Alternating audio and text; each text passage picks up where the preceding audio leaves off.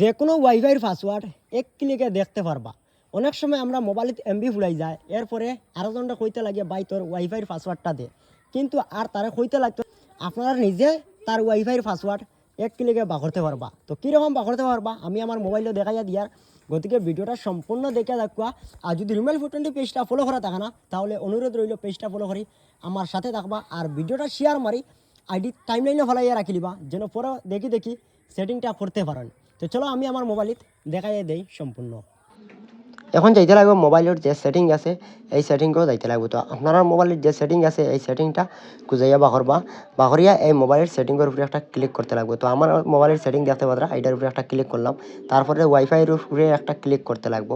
তো ওয়াইফাইয়ের উপরে ক্লিক করার পরে সারার উপরে দেখতে পারা যে তিনটা ডট আছে, তিনটা ডটের উপরে একটা ক্লিক করবা। এরপরে দেখতে পারা মোড সেটিংয়ের উপরে একটা ক্লিক করবা।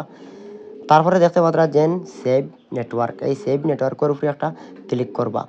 সেভ নেটওয়ার্কের উপরে একটা ক্লিক করার পরে এখন দেখতে পাত্রা যতগুলো ওয়াইফাই অন আছে সবগুলো ওয়াইফাই নাম এই জায়গাত শো করছে।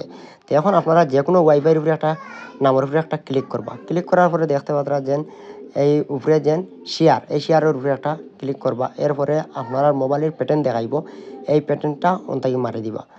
মারার পরে দেখতে পাত্রা একটা কিউআর কোড আইছে, এই কিউআর কোডও আপনারা পারবা ওয়াইফাই কানেক্ট করতে। তাও আবার দেখতে পাত্রা ওয়াইফাইয়ের যে পাসওয়ার্ড আছে এই পাসওয়ার্ডটা উপরে শো করছে। এখন আপনারা এই ওয়াইফাইয়ের পাসওয়ার্ড যেটা আছে এটা দিয়েও আপনারা ওয়াইফাই কানেক্ট করতে পারবা। আর দ্বিতীয় কথা হয়েছে যে কিউআর কোড দেখতা এটা দিয়েও পারবা।